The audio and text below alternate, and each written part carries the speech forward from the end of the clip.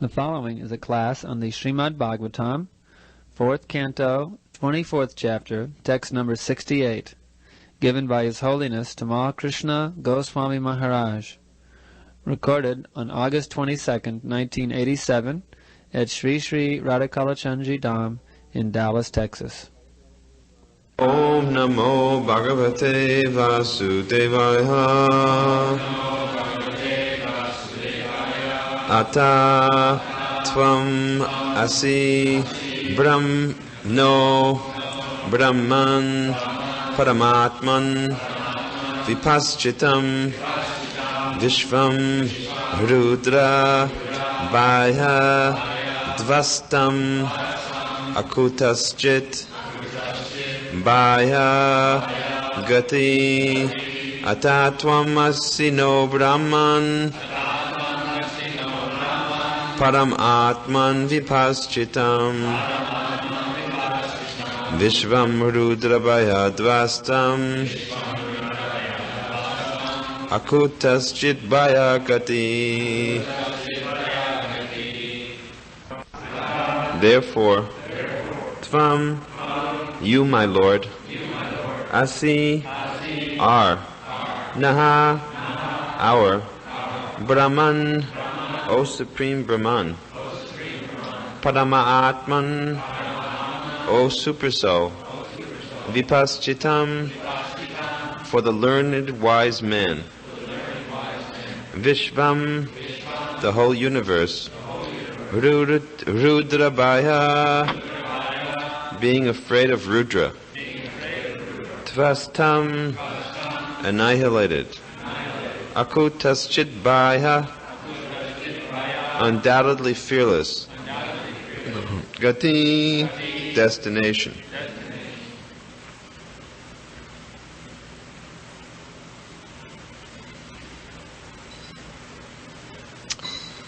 Translation and purport by Srila Prabhupada. For the purpose of my dear Lord, all actually learned persons know you as the Supreme Brahman and the Super Soul. Although the entire universe is afraid of Lord Rudra, who ultimately annihilates everything, for the learned devotees, you are the fearless destination of all. Purport. For the purpose of creation, maintenance, and annihilation of this cosmic manifestation, there are three lords, Brahma, Vishnu, and Shiva, Maheshvara. The material body is finished at the time of annihilation. Both the universal body and the small unit, the individual living entity's body, are susceptible to annihilation at the ultimate end. However, the devotees do not fear the annihilation of the body, for they are confident that after the annihilation, they will go back home, back to Godhead. Tyakta deham puna janmanaiti mameti, so Arjuna.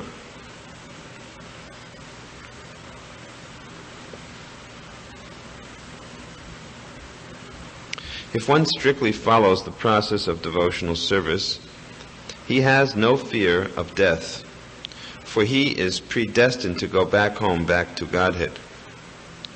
The non-devotees are fearful of death because they have no guarantee of where they are going or of the type of body they are going to get in their next life. The word Rudrabhaya is significant in this verse because Rudra himself, Lord Shiva, is speaking of fear of Rudra. This indicates that there are many Rudras, 11 Rudras, and the Rudra, Lord Shiva, who was offering this prayer to the Supreme Personality of Godhead, is different from the other Rudras, although he is as powerful as they are. The conclusion is that one Rudra is afraid of another Rudra because each and every one of them is engaged in the destruction of this cosmic manifestation. But for the devotees, everyone is afraid of Rudra, even Rudra himself. A devotee is never afraid of Rudra because he is always secure, being protected by the lotus feet of the Lord. As Sri Krishna says in Bhagavad Gita 9:31, Kaunteya pratijanihi name bhakta pranashyati. My dear Arjuna, you may declare publicly that my pure devotee will never be vanquished under any circumstances. Om Abhyamanatimirandasya Jananjana Salakaya Chaksulamilitam Jena Tasmai Sikurave Namaha Sri Chaitanya Manubhistam Shtapitam Jena Bhutale Swayam Rupa Kadamayam Dadati Swapandantikam.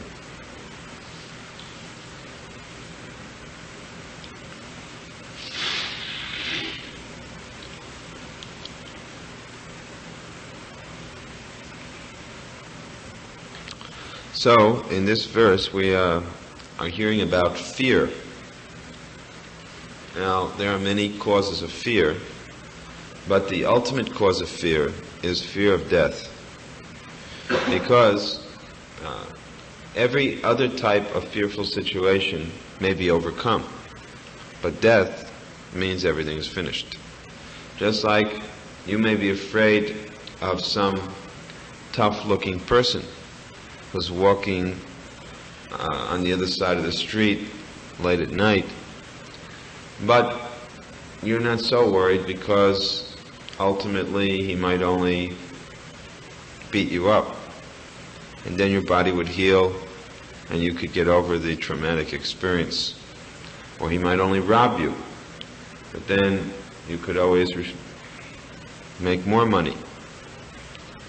Or so many things. So although you may be very fearful of him, that fear is lessened by the knowledge that the fearful situation will pass over. Now, death is an entirely different situation, especially when the materialists think of it. Because for the materialist, death is final. Just like I had one discussion once with my mother, I guess my former, he's supposed to say former mother. As a sannyasi, he's supposed to speak of family members as former. So, and I asked her, she doesn't believe in God. So I asked her, what happens after death? And she says, everything is finished. Nothing. It's all over. So that's how the materialists think. Everything is finished and nothing comes after that. So that is fearful. That is fearful. In fact, it is very difficult for the mind to comprehend such a situation. Because really there's nothing in our experience like that, is there? Everything in our experience shows that there's always a future. But when there is no future, then that leads to another problem. And that is the problem which is presently disturbing the world. Because the world has been preached atheistic propaganda, they have become so hopeless about the future that they now are acting in a very immoral, irresponsible manner. In other words, people are feeling so hopeless that God is dead, that there is no future, that this life is everything, that it leads them into very, very irresponsible behavior. Because basically they go mad. The very thought that there may be no future, that everything ends with the ending of this body, drives one mad. And the older one gets, the more mad one becomes, because as you get older, you get closer to the moment of death. Therefore, the world is at present going insane. This is the cause. The world is going crazy because of atheism. Now, the atheists, on the other hand, will put forward the argument that, all right, we agree we're going crazy, but the only reason you're not going crazy is because you have concocted this imaginary philosophy about God and life hereafter. And you should give up your philosophy and go crazy with us. This is the atheistic viewpoint. So, of course, from a point of view logic, there are many logical explanations for the existence of God. Just the most common sense one is that there is nothing that exists in our experience that doesn't have a cause. You cannot find anything that came of its own, that just happened to come into existence. Everything is preceded by its cause. So similarly, even if you go back into the process of, whatever you want to call it, if you were a believer in God, you call it the creation, And if you are an atheist, what do they call it? The, Anyway, I don't know what they call it. Cosmic manifestation. But nothing just suddenly manifests out of thin air. Even where did the air come from? Even if it did manifest out of the thin air, where is the air coming from? Somehow or other, you have to always come back to what is the original cause. And the scientists say that the original cause is a big question mark. On their little charts that they draw, where one thing leads to the other, if you start with the first one, it has a big question mark, because they don't know. They're fools. They're so foolish. So what their idea is, when they preach, they say, you don't worry about this question mark, we start from the next point that we know about. See? We are just about to find out what the question is. We feel that if we can find out all these other things, then we will automatically understand the question mark. But it doesn't work that way. You see, it doesn't. You can't go forward this way and study everything and think that automatically you're going to conclude what went back there. It's not true. You see. So this fearfulness is something that has been plaguing man since time immemorial. It is a sign of ignorance. Fearfulness and ignorance are very much combined together. Anyone who is feeling fearful, or insecure is in ignorance. So this should be very comforting to anyone who's sitting here feeling insecure. All you have to know is that the cause of your insecurity is that you're ignorant. And as soon as you become enlightened, then you won't be ignorant anymore. Then you won't be insecure. Actually, that is true. You'll find in the Srimad Bhagavatam, there are many situations in which someone is fearful and insecure. So they approach, the Supreme Lord, or they approach some spiritual master, some learned authority, and they say, this is my problem. Generally, the guidance which is given in the Bhagavatam is that the authority, first of all, enlightens the person and explains to them that the real cause of your insecurity is not what you think it is. It is not that impending disaster or the lack of having your desire fulfilled. There are many situations you can think about. If you just think of any canto of the Bhagavatam, you'll see that the Bhagavatam is full of questions and answers. And basically the question is always, I'm in difficulty. Something is about to happen, or I want something to happen, and I don't know why it's happening, or I don't know how to make it happen. Please give me the solution. And then, rather than giving the solution, the authority, the spiritual master, opens the eyes of the inquirer by showing them that really you're after the wrong goal. Isn't that this is an actual repeating theme in the Bhagavatam. So this means that actually fearfulness or insecurity is due to ignorance as to the real situation of material existence. The situation of material existence is that there's no way to win. You cannot win. It is like, in Las Vegas they have arranged the gambling casinos in such a way that you win sometimes, but you ultimately always lose. No one can keep playing in Las Vegas and keep winning. Sooner or later, you lose. That is how the material world is set up.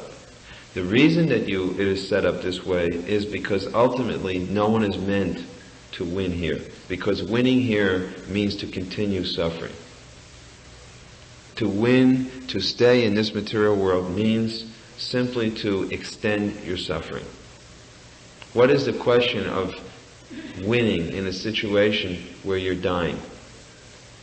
What is success, or what is to win to a dying man? You imagine a man is on his deathbed and you're telling him, you won the jackpot, you won the, whatever you won. He's dying. How can he win? He knows that anything that happens to me now, not that there's no question of success or winning. I'm about to die. So, because of the nice arrangement whereby we are full of forgetfulness, we are forgetting that at every moment we are dying. From the moment we are born, we begin to, what? Die. Isn't it? Isn't growing old a process of dying? Just like it's really wonderful if we think this way, we can then see what an illusion life is. Take someone who's 14 or 15 years old. To that person, they think, I have my whole life to look forward to. But actually, what is the real fact? They're going towards death. They're walking step by step closer to death. Maybe it's further away for a 14-year-old than for a 40-year-old. But the fact is, step by step, as they get older, they're going to death. But no one thinks that. And the materialists certainly don't let us think that. They make very nice books, very nice television shows, very nice signs on the freeway, and everything is to declare that you have so much to look forward to. Even people who are old are being illusioned in this way. When we were traveling around America with our Radharani party, we used to go through Arizona. And Arizona probably has a population with the most highest age, I suspect. One of the countries, maybe Arizona and Florida, probably equal. And in Arizona they have entire cities, or you could almost cities. They're huge, developments, residential developments for retired people, in which the whole purpose is to give the experience that you're just beginning your life. You have everything to look forward to. Even though all the people there will die within 10 years' time, the illusion is created that you're just beginning your second life. You've gotten a second life. You're so fortunate that you've moved into this residential village, and it's like a fountain of youth here. You see, every time you drink water, you get younger. Every time you do this and this, you get younger and younger and younger, and you're going to be eternal. Yeah, back to the right. So, this is the epitome of ignorance. This is lying propaganda, cheating. And the materialist only knows this game. How to illusion himself and others, how to cheat himself and others. Therefore, devotees are not very popular. Because devotees are like people who go around, when everybody's trying to sleep and turn on the lights. When someone turns on the light when you're trying to sleep, you get angry at that person. Leave me alone. I want to sleep. It's only 7 in the morning. I still have another half hour before I have to get up, get in the car and go to work. And that way they get angry. So, in the same way, the devotees are constantly reminding people, birth, death, disease, old age, birth, death, disease, old age. They have all these songs that devotees sing. That really don't disturb people. They disturb people a lot. Because they're always telling me, you're getting older, you're going to die. You're in ignorance. You're not your body. This enjoyment is simply an illusion. That's sense gratification. In this way, devotees are constantly trying to enlighten other persons, and therefore they're not very popular. The preachers are never very popular. It's very unusual that preachers are popular. By and large, history does not show it like that. Occasionally, it takes shape in such a way that people are pleased. But very often, you can see, even Lord Chaitanya met with many obstacles. Haridas Thakur met with so much opposition. Lord Chaitanya he incensed the Brahmin community. The Brahmin community in Navadvip was outraged that Lord Chaitanya was trying to spread Krishna consciousness. Oh, they were very upset in so many ways. They made so many complaints to the authorities. So, why is this? Why is this? It means people are less intelligent. Because actually the devotees are really giving them the solution to cross over the ocean of fearfulness. Actually, there's nothing to fear. The real fact is that the only thing there is to fear is fear itself. Just like the most fearful thing is death. But when you understand the teaching of Bhagavad Gita, what do you learn? there's no such thing as birth or death. Isn't it? We learned the very first thing in chapter 2 of Bhagavad Gita. Krishna immediately starts on this point. The first thing he starts to tell Arjuna, right off the bat, you're not your body, and therefore you can't die. For the spirit soul, there's nothing such as birth and death. There's no such thing for the spirit soul as old age and disease. So why are you fearful, Arjuna? Why don't you fight? What are you afraid of? So, people should actually realize that the devotees are giving them this knowledge which will help them to overcome fear. And other than this knowledge, nothing can do this. So, fear is a major issue here because even Rudra is fearful. At least he is taking on a position of showing himself as fearful. Rudra is responsible for the material destruction. There are different personalities mentioned here: Brahma, Vishnu, and Shiva, or Rudra. Lord Brahma is the person who engineers and creates the material creation. Lord Vishnu is the person who maintains it, and Lord Shiva, or Rudra, destroys it. So since destruction, everyone likes creation, right? Westerners especially, they're very much creators. You know, they like to create new things, new car designs every year, right? New relationships, a new marriage every year. Everybody likes something new. What is the cause of that newness and that liking for it? The mode of passion. Therefore, Lord Brahma is in charge of the mode of passion. And this present day that we are living in is more or less under the mode of passion. What is the cause of that newness and that liking for it? The mode of passion. Therefore, Lord Brahma is in charge of the mode of passion. And this present day that we are living in is more or less under the mode of passion. This whole hyped up Western civilization is more or less a result of the mode of passion. You can, like the Industrial Revolution. That's the mode of passion all the way. So, this is Lord Brahma's domain. And Lord Vishnu, on the other hand, is the deity who maintains. And you can see in the cultures or civilizations which were in the mode of goodness, how they were basically worshippers of Vishnu.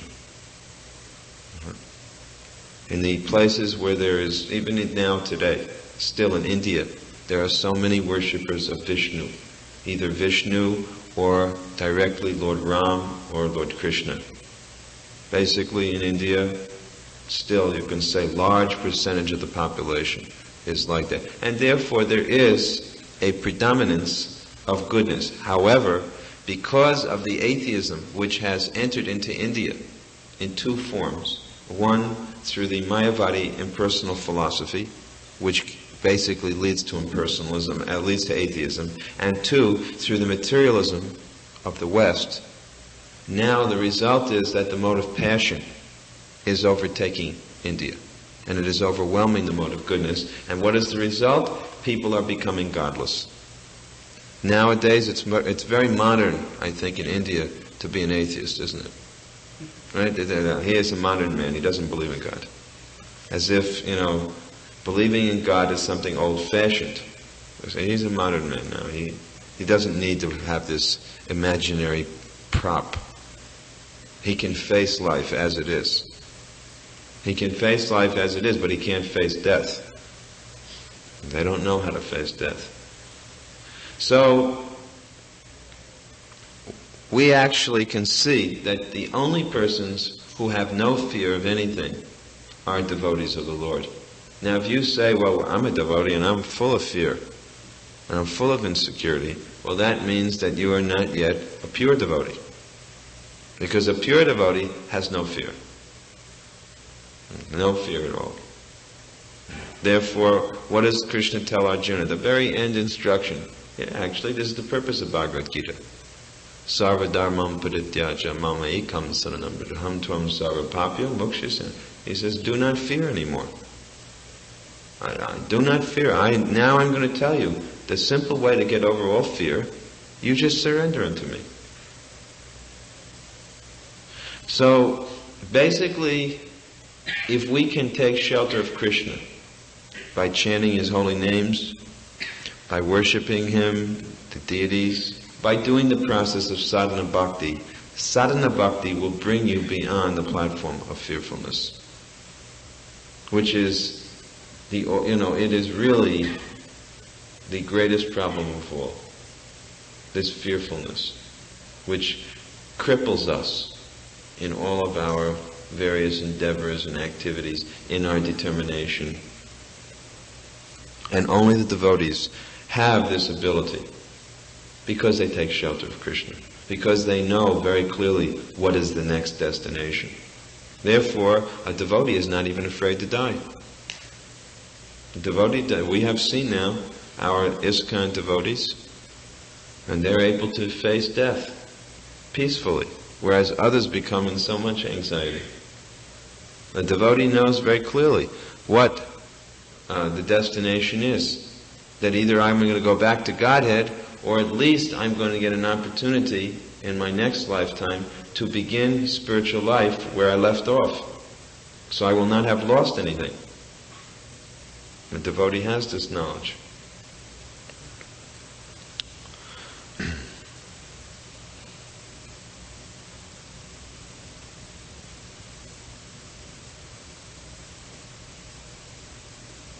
So, this is some thoughts on this verse. We can stop here and ask if anyone has any questions or comments, additions to make. In Krishna consciousness, the basic question is that sometimes we see that the senses, as Krishna says, that as a boat in the water is swept away by a strong wind, even the senses, one of the senses in which the mind focuses can carry away a man's intelligence. So how do we protect ourselves? Sometimes we're going along very nicely in Krishna consciousness. We understand that we need to be austere and sense-controlled. So sometimes we're going along very nicely like that, but then we may become attracted by senses, maybe overeating prasadam, and then we lose our intelligence. The key word is vigilance. A devotee has to be always vigilant, always on guard. Prabhupada said this is a war with Maya. And Prabhupada said Maya is a most formidable enemy. So if you're in a war situation with a formidable enemy, then at every moment you remain vigilant, lest the enemy should attack when you're not prepared. So if we recognize this, and this will happen as you become serious about spiritual life, you start to become very vigilant at every moment. You're constantly on guard. When you sit down at the dinner table, you know, here comes the enemy.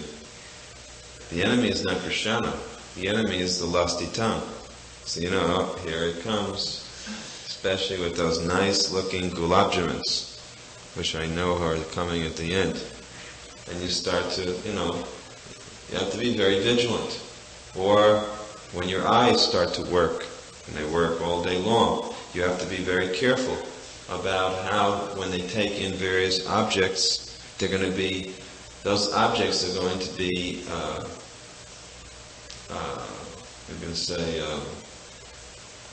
analyzed by the mind. Actually, an object in itself has no qualitative, in a sense, the qualities of an object are very much applied onto that object by the mind. An object has its own qualities. Let's take, for example, an obvious example is someone's body. Now, a person's body has many qualities about it. But when a young man sees a woman's body, he applies another quality to it, which is simply his mental creation. That in itself, that object had nothing to do with it. The object of another person's body, a woman's body, has nothing to do with the man. But in the man's mind, he applies that further quality, that she could be enjoyed by me. Although with the object itself, there's no connection. So the mind you have to constantly see that the mind doesn't make this kind of interpretation on any object. Basically, the underlying principle which causes you to misinterpret things is the concept of I and mind. We're so conditioned to do this for so many years. You have to break condition. That's the whole purpose of Krishna consciousness. Krishna consciousness reconditions the mind. It reconditions your ability to understand things. If it doesn't, then it's not working properly. The whole purpose of chanting Hare Krishna is to retrain yourself. Krishna consciousness means a process of retraining. And it does work, and it just takes time. It's a gradual process. That's the answer. That's the answer. You have to be vigilant. Most religions, they get on the problem of death. And then, of course, they lead to a better hereafter. So what's the unique aspect of Krishna consciousness in comparison to those other religions? Because everybody also knows that death is a big problem, and the fear of death can be overcome by undertaking this religious process. Well, if the other religions are honestly practiced, there's not much difference. Not on that level. All genuine religions lead one to liberation in the kingdom of God, if they're genuine religions, and if they're genuine adherents or followers of the religion. There's not much difference. Prabhupada says, a first-class religion is one that teaches love of God. So if one develops love of God, surely then they must go back to the kingdom of God. So the difference, if there's a difference, I mean, philosophically the difference is the wonderful gift which Lord Chaitanya has brought on two levels. One, the chanting of Hare Krishna, which actually can lift one to the kingdom of God, and without which it's very hard to go back to the kingdom of God, even if you try to follow other religions. And the internal gift which he has brought, which is the teaching of how to develop the highest type of love for God, the love that the gopis felt for Krishna. These are the unique offerings of Lord Chaitanya's mission.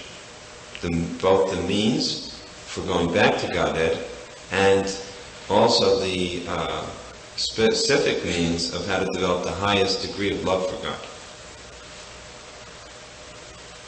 Another question? In regards to some questions, there was an example of eating Krishna Prasad. That was my example, but go ahead. We recite this prayer, Sarira Vinijal, which reminds us that the tongue is the most gracious. So sometimes the devotees develop this bad habit of just eating without bowing or reciting. Oh, that's not my good. question is, every time you take Krishna Prasad, should we recite the whole Sarira? Yes. Of course, I do more than that. Whenever I take prashadam, I recite that prayer. Then I say, Mahaprashade Govinde Namla Brahmani Vaishnave Salpa Punyavatam Rajam Vishwashana Vijayata. I describe how the Mahaprashadam and the Lord's holy name are completely transcendental. And one who doesn't understand that is, of the worst order. Then I always say Sri Krishna Chaitanya mantra and Hare Krishna mantra. That's my habit before I take prashadam. Unless I'm just drinking something. If I'm taking a drink, I just say Sri Vishnu 3 times. That was what Prabhupada originally told us to do. Whenever you drank something, you just say Sri Vishnu 3 times in the drink. No, I can't imagine putting something into me without saying that prayer. Because the foodstuffs are being provided, given to us. There has to be some thanks. I mean, even people in other religions understand there has to be, you got to say thanks to someone. I mean, who provided the food? You can't say, well, I worked for the money. You can have as millions and millions of dollars in your bank account, but someone that you didn't grow that food. You didn't. Your money is not responsible for the original seed which produced the food you're eating. It's God who provided the food. Therefore, you have to say thanks.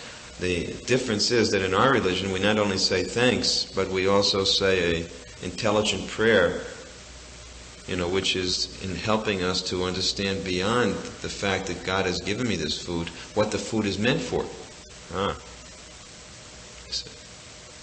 A child only knows how to say thank you. That's the best you can hope for a child. But as someone grows up, they can understand a lot more about what the value of the food is. A young child can understand, this food is going to give my body nourishment. And how does it give me nourishment? Now we understand, since we're spiritual grown-ups, that it not only nourishes our body, but it's meant to give us spiritual nourishment. Therefore we say a prayer that reminds us of this fact, that this foodstuff is meant for us to have spiritual nourishment. Another question? Family member who's basically atheistic, a parent who's growing older, and we want to try and preach to them. Is it better to just try and give them prasadam and not too much? You said people hate when you try and... Yeah, well, that's what you have. Why should you just ask the question in relationship to family members? In other words, it's true of anyone you preach to. You have to preach in such a way that they keep coming back for more. If by your preaching, the way you speak to them turns them off so much that they never want to hear about it again, then your preaching is a failure. So you have to preach according to the receptivity. Practically everyone is receptive to prasadam, so that's certainly a good beginning point. I mean, when you meet someone who can't even take prasadam, that's a tough case. And there are a few like that. I mean, they're so demonic practically, so unfortunate you could say, that they can't even take prasadam. But generally prasadam is a good place to begin. Then you can see, after they've got a full belly of prasadam, usually they're ready to hear a little philosophy, so you can, try out a few lines and see if you get very far, and if you get to first base, then you can try to get to second base. And you have to see, and if there's some people become very receptive. That's how we became devotees, isn't it? It started with prasadam, probably, and it kept going. So sometimes, you meet someone who's ready to hear the whole thing. Any other questions? Dada Prabhu? I'd like to introduce Dada Prabhu to everybody. This is our dear God brother, Dada Prabhu. He is, as we were discussing about illuminating situations, people who turn on the lights and disturb you, but he turned on all these lights because it's he who engineered the entire electrical system that makes this place illuminated. So whatever we are able to see here is by his nice service. So he's come back here to stay at Radhakala Chanchitana. His wife and child are also coming here today. It's very nice to vote. Yes, what's your question? So you were mentioning at the beginning that it's not logical to conclude that this material world could exist without having a cause. So how would you answer if you were having an argument with an atheist and he countered by saying that actually you were saying that God himself is causeless? And what is our answer to that question? Charity is likely to come up with an answer. Okay. That their philosophy is a lot more crazy than ours because they are believing.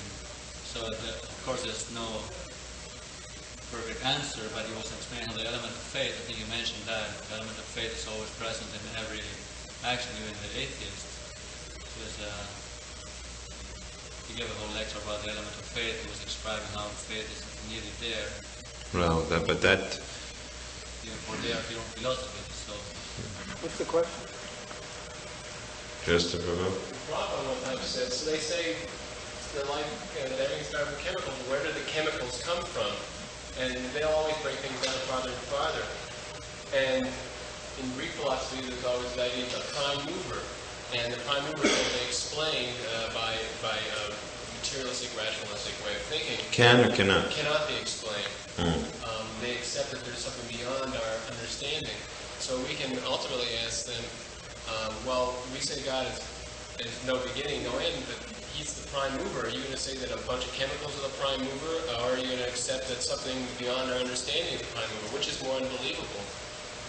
We could say something like that. I mean, according to Vedic understanding, Tattva Brahma Jigyansa is actually inquiry of the self, individual self, more than actually talking about God. Because if you don't understand that I'm different from this body, however may you try to explain the person, it's all a question of belief. And they'll put us down like that. So Prabhupada always was making the point, first you try to understand the ABC, you're not this body, go.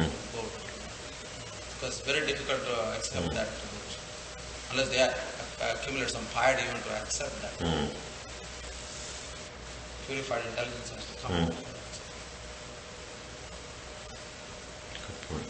All of these are good answers, and that's also a very nice answer. There was this one man, he was here one time, and he was very receptive and very nice and nice. Then he said, his conclusion is life, why should I inquire? I think I am the Supreme. He bluntly told me, right like that. I said, oh, really? So I just was telling him, if you're really Supreme, that means you're completely independent, you're not dependent on anything. But are you really noticing that in your life? Then of course, he took back the point. He said, you're dependent on millions of things. Right now, if you want to know computer, you want to learn anything, you go to college, you go to this. So definition of Supreme means someone who is not dependent on anything.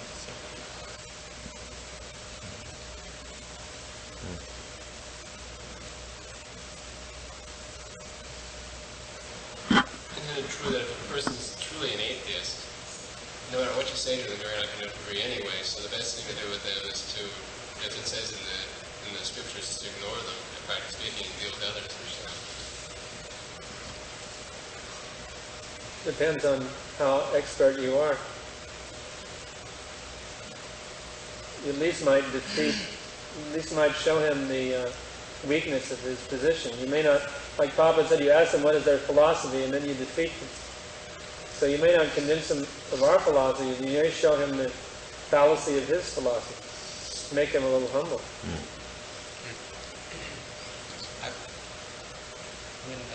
Prabhupada refers to this Krishna consciousness, science of self-realization. See, sometimes I have noticed when we talk about God, they say, well, that is your religion, that's your belief. I mean, it's very difficult to actually get them to interest them to take up this process. So the way Prabhupada preached was always as a science of self-realization, try to understand that you are not this body. So that's how, once we have a little experience of that, then the eagerness to go God automatically. Even the TM people, they have the same situation. They always asking, what is the ultimate goal of TM? They always ask that question. Invariably they go to some religious institution to become a little satisfied in their life. Atheism also has a form of laziness, because it requires endeavor to read and to search out within and also look for more than laziness, because atheists are pretty... There's quite a few active atheists. That's why the world is going the way it is. Because they're quite energetic in their own way.